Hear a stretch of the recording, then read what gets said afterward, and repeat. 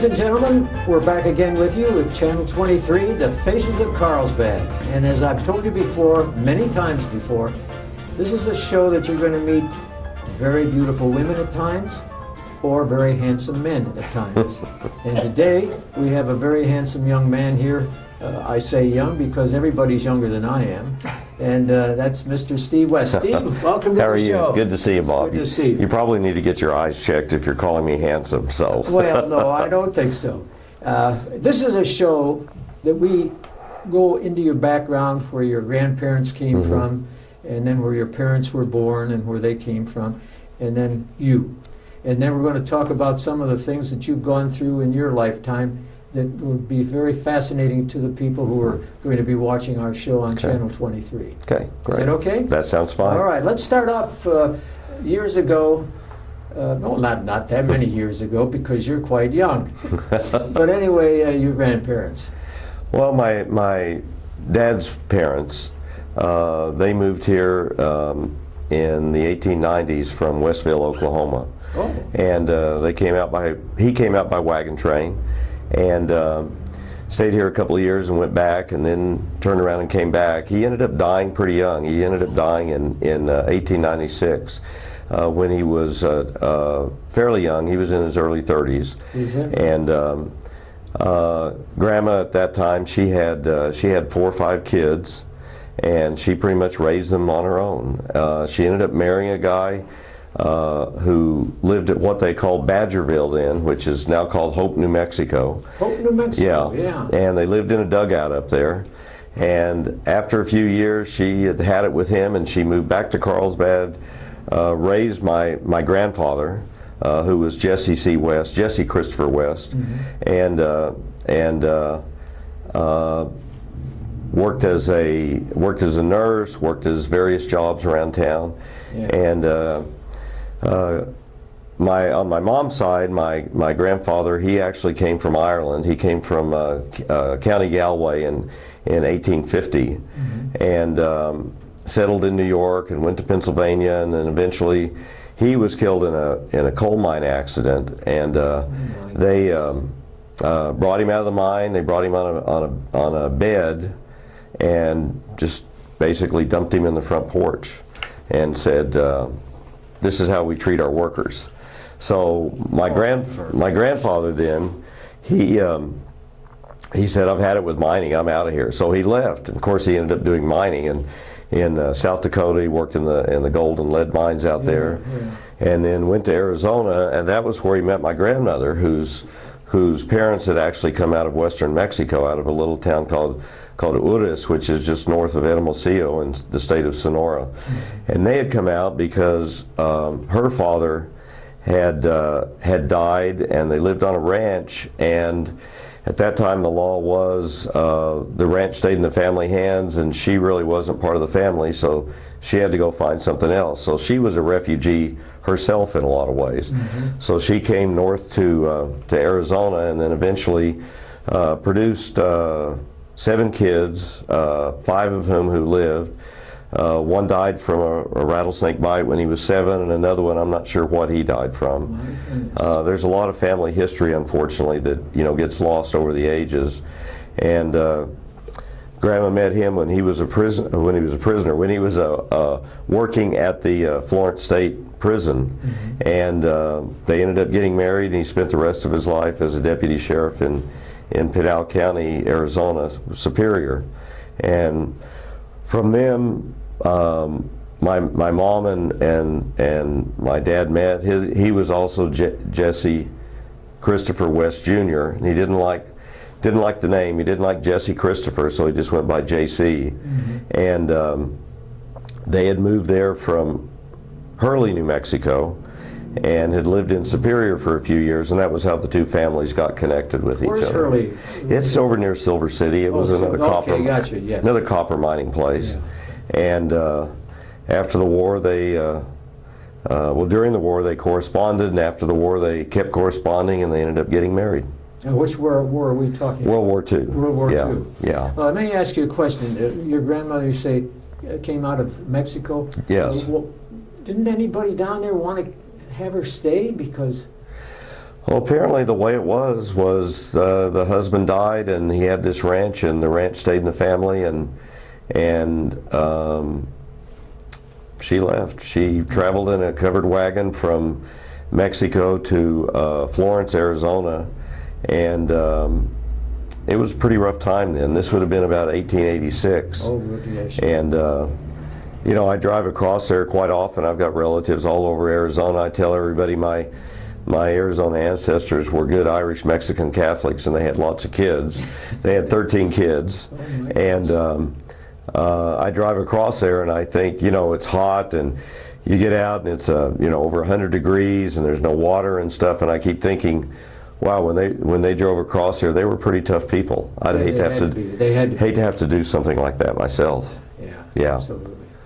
So your mother and father were basically New Mexicans from the beginning? yeah, they were. Yeah, Mom was in Arizona for the first 22 years of her life, and then they moved here, and they stayed here until 1970, and that was when Mom and Dad moved to Alpine.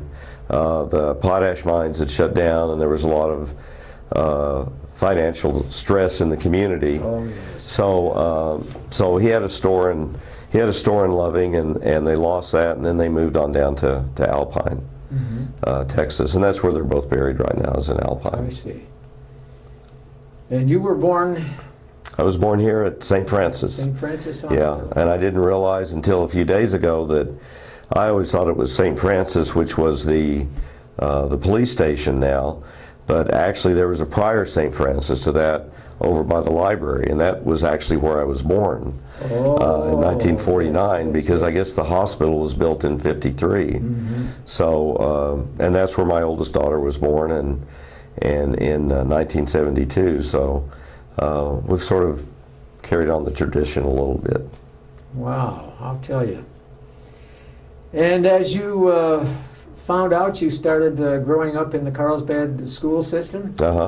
I went to St. Edward's the first 4 years, and then we moved to Loving, and I remember as we were driving to Loving, I was not happy that we were moving to another town, and I really love all my relatives, but the ones out in Arizona I didn't see as often, so it was always neat to go out and see them. And I remember my dad saying, "Oh, don't worry, we're moving to Loving. It's a lot closer to Arizona than Carlsbad is." And wasn't until later I realized either he didn't pass geography, or he was just snowing me for a bit. But so Loving was a big change, and I think it was good that I moved there, because I really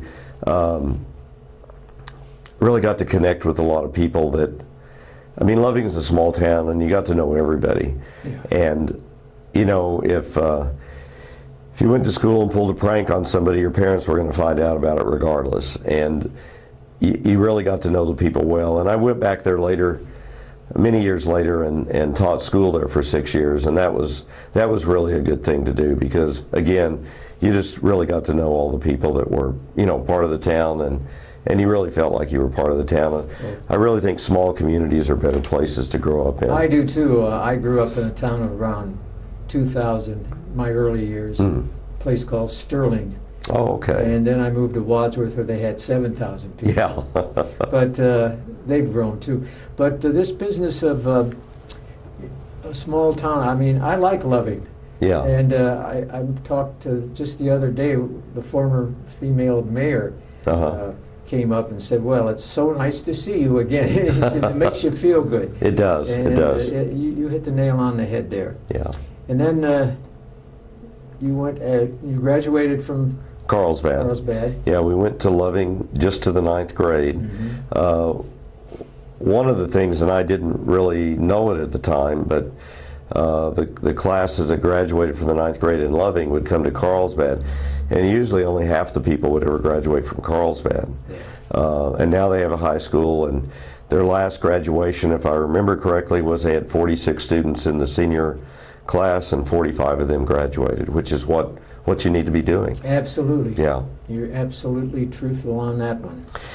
And then you've had some very interesting things happen through the years. Yeah. Fill us in on some of those things. Well, after college, I went into the Army and spent a little over 3 years in the Army, and then came back here and spent some time with the National Guard. Where were you stationed in the Army, Steve? Mostly in Panama, in the Canal Zone. I was there for a while, and it was a really good experience. It was not a typical Army job. I ran a courier station, and I had a great sergeant, Sergeant Ray Tanaka. And after I'd been there for about a month, he said, well, I need to really tell you how this works. So we sat down, and you know, I always thought that whether you're in the Army or whether you're teaching, the two people you need to pay attention to are the first sergeant and the secretaries, because they really know what's going on. And so we worked out a deal where we were able to get our job done, and you know, we did it for 3 years, and we never had any problems. There were courier stations that were a little loose with what they were supposed to be doing, and some of them ended up in Leavenworth, and they kept telling us about that because, for example, there was a courier station in Alaska, and they were shipping some material to San Antonio, and the people in San Antonio wanted some fish from Alaska, so they filled up a courier pouch with fish, thinking it would get there overnight, and the fish were all frozen. Well, they had a delay, and when the pouch got to San Antonio, here was a pouch of rotting fish that broke every rule you could imagine. So, so there were instances like that you know, you had to really you had to toe the line on what they told you to do. And there were some people that thought, well, this is just a joke, and they are going to mind a few fish. Well, they minded a few fish, and they pretty well cleaned out the whole courier station up there because of that. Well, you must have been a very clever man in the Army, because you became a captain. Yeah, I did. By the time I left the reserves, I ended up being I was a captain, and you know, it's just what it was. I was in enough time and had enough points to where that was what I ended up doing. I actually never commanded as a captain. But after I finished all my time and finished my National Guard stuff, I get this thing saying I was a captain, and I said, well, I didn't realize that, but I'd had enough time in that it was just a promotion. But it was a great opportunity. I mean, a kid coming from Loving, and the things that I've been able to do and the people I've been able to touch over the years has really meant a lot to me. Absolutely. But then you got interested in some other things. Yeah. Sure did. Tell us about the birds. Okay. Well, when I went to school in Loving, I started in the 5th grade, and in the 6th grade, and I don't remember what it was, but I played a joke on somebody, and the teacher, I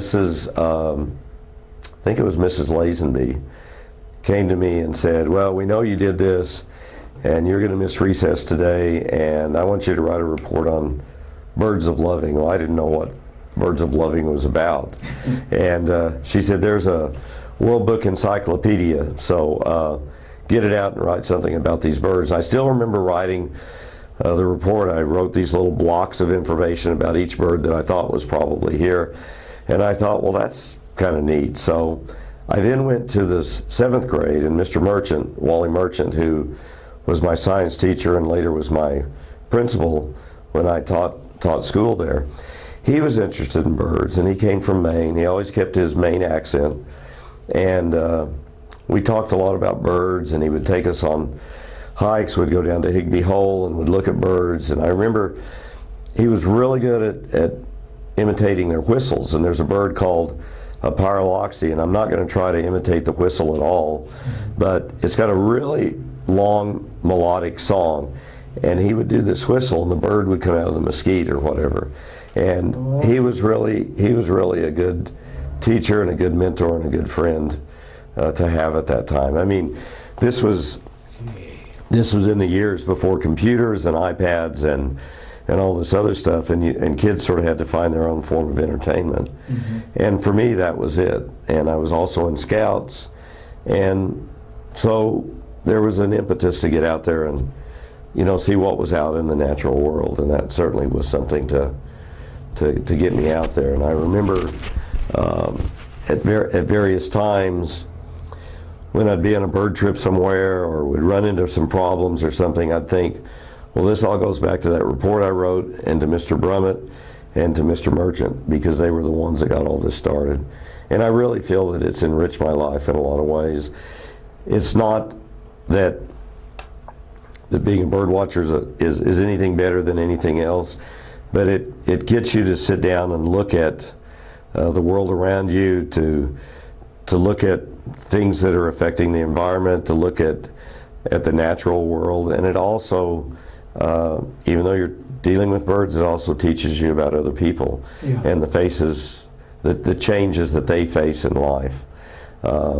There's a bird in western Ecuador that's called the white-winged guan that was thought to be extinct for like 75 years, and they finally discovered it again.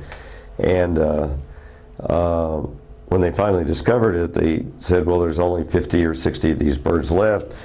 How do we save these birds? And fortunately, what they did was they went in and they said, well, there's communities there, and if you're a person in that community and your kids are starving, this bird would make a nice meal. But maybe what we can do is we can encourage conservation groups to come here and spend money here in the village. And to make a long story short, what it did was it actually saved the bird. The community's invested in saving this bird for the future, and the community is now richer because of that, because the money that they come there and spend is invested in the community, providing schools for the kids, providing income for the adults that take people out to look at these things. And I really think that, you know, with a lot of these things, people see things as black and white, and they're really not black and white. There's a lot of gray there. That's for sure. And this is one way that you can do it, help people out, and save what was put there, you know, by a higher power to teach us that this is the right way to do things. Well, from my home state, Steve, there are three birds that have impressed me through the years. The wrens, Yes. tiny wrens, and the robins, and cardinals. Right. Those are the three major birds in my home state Yes. that I saw. And I fell in love with them from the very beginning. Yeah. I would never hurt any of them. I'd go out and just look at them in the backyard. Yeah. It makes you feel good. Yeah, yeah. And then as the years went by, you ended up in a very strange country, didn't you? Oh, yeah. Tell us about that. Yeah. I say strange, it's a beautiful country. Yeah. Bolivia was a wonderful country. Unfortunately, we were there at a year when the government wasn't working, and it made it very difficult in that year. But I sometimes think that that's when you really get the worth of the country, you know, under your belt. People that think we have too much government, I really wish they could go live in a country like Bolivia for a year, or a country where there is not a functioning government, because it really was a learning experience for me. First of all, I had to learn Spanish, which was new, because in Panama a lot of people spoke English. My mom spoke Spanish before she spoke English, and I asked her one time, I said, well, why didn't you ever teach us Spanish? And she said, well, Graham and I wanted to talk about you kids, and we didn't want you to know what we were saying. Oh, yeah, right. So, but in Bolivia, there were very few people that spoke English. Even though I taught in an English school, a third of our kids were U.S. nationals, a third were Bolivian, and a third were third country nationals. And it was really an interesting time to be there. The economy, for example, when we got there, the exchange rate was about 2,000 Bolivianos per U.S. dollar, and a year later it was 2.5 million Bolivian pesos to the U.S. dollar. And we got half of our salary in dollars and half of our salary in pesos. And when you got your salary in pesos, well, I remember in September I took a picture of these kids loading my half of my salary out of a wheelbarrow with this big barrel of money, and they were picking this up and taking it into the house. And that was 2 weeks' salary of Bolivian pesos. I've still got some of them at the house if anybody's interested in Bolivian pesos, but they'd have them in these bricks, and you would take these bricks and I'd load them in my backpack, and I'd go to the market, because whatever they would buy that day would be worth 10% or 50% left the next day, and I'd buy whatever I could. So you learn to live in an economy that wasn't stable like ours is. Yeah.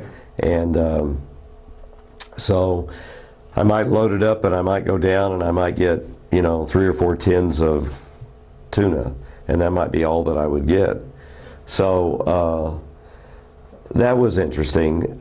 But, like every place that I've gone, the thing that was the most interesting about it were the people that I met, the kids that I met, and their parents, and talking to these kids and seeing what their values in life were, and trying to understand how they got to where they were at this point. We had a fundraiser in April of that year, and the hospitals were very, very poorly supported. So if I was in the hospital and went to the hospital, I had to have somebody bring me food for 3 meals a day if I wanted to eat 3 meals a day, or they had to bring me the medicine that the doctor was going to give me. So you went there, the doctor said, this is what you need, now you need to find somebody who can go get the medicine for you. So you would get the medicine from the pharmacy. Well, they didn't have any medicine there. So what we did was we decided, our homeroom classes, we decided we were going to do this medicine drive so that everybody would bring in as much medicine as they could. Mm-hmm. And for some of those kids, for many of those kids, this is the first time that they even knew anything about this. They never heard of going to a hospital and having medicine. Mm-hmm. And so for a week there, what I did with the kids was we did the lesson real quick, and then we figured out how are we going to get this medicine.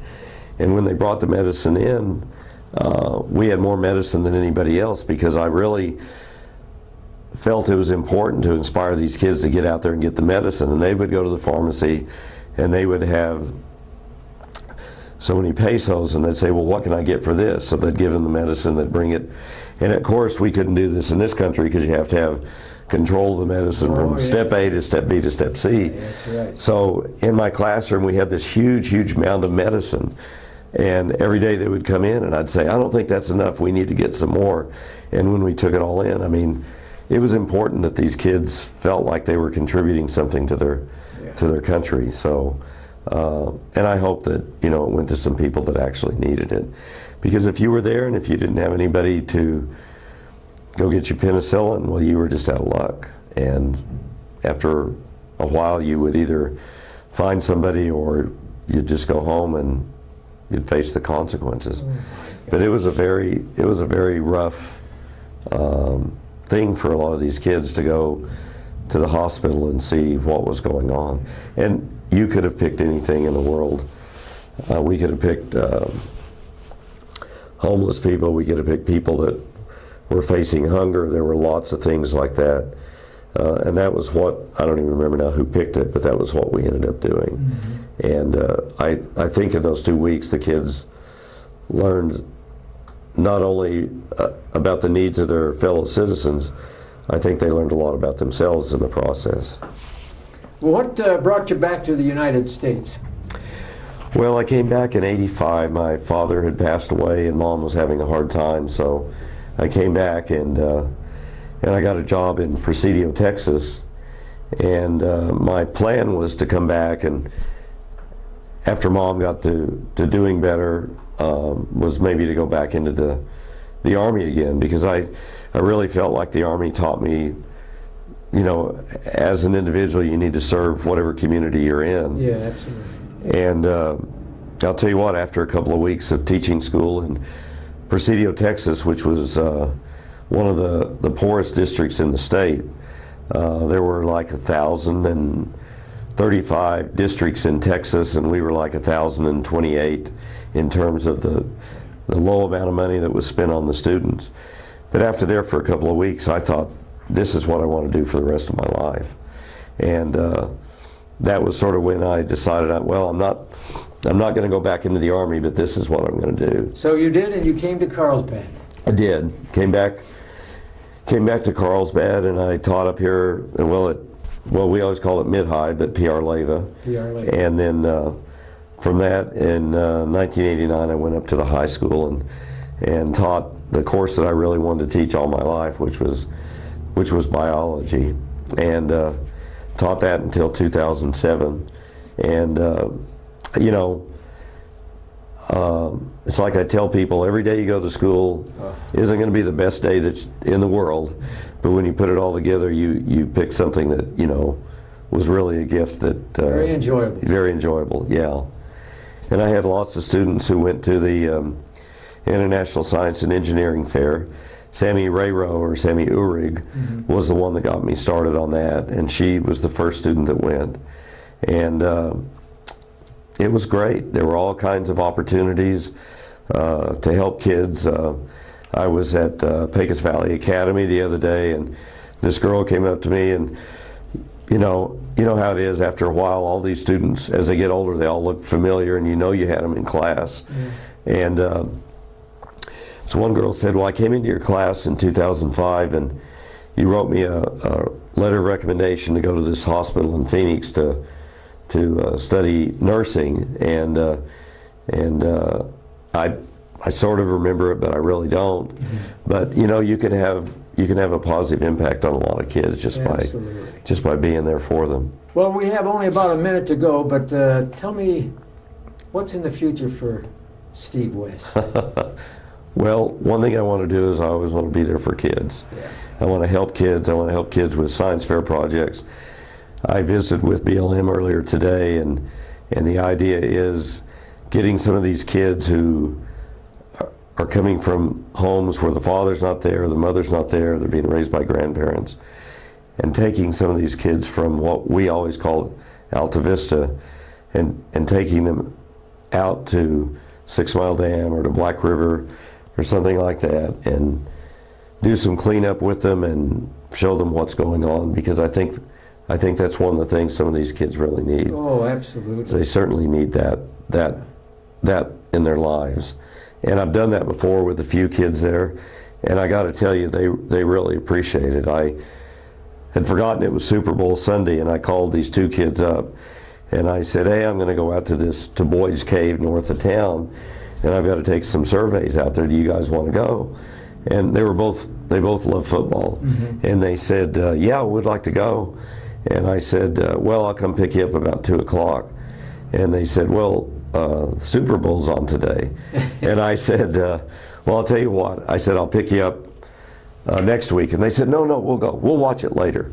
And so we went out there, and that was great. They just needed someone to spend some time with them. That was nice. Yeah. And in just a few seconds, the show will be over, but I wanted to say this. Do you have a problem sometimes when you see some of your former students and they now are in their much older and you can't recognize them, but they never forget you? They don't at all. No, it's unbelievable. I'm so proud of these kids. Yeah. What I like is when I see them, if they don't have any hair left on their head, and I go up and I say, "You always gave me a bad time, but now I've got more hair than you do." Oh, I love that. I love that. Yeah. Well, I want to say I've really enjoyed this information that you've been passing out, and I want you to take good care of those birds. I sure will. And you take good care of those cats, too. Oh, I'll tell you, they never had it better. Yeah. Well, anyways, Steve, thanks a million. Thank you very for much, being Bob. with us today. Yeah. It's been a real pleasure. Yeah, it really has been great. Thank you. Ladies and gentlemen, on behalf of Channel 23 and our outstanding photographer, our photographer. I know our photographer our cameraman very is well. A terrific guy. Yeah. We want to wish you a very happy week, a goodbye and good luck. And we have to shake hands.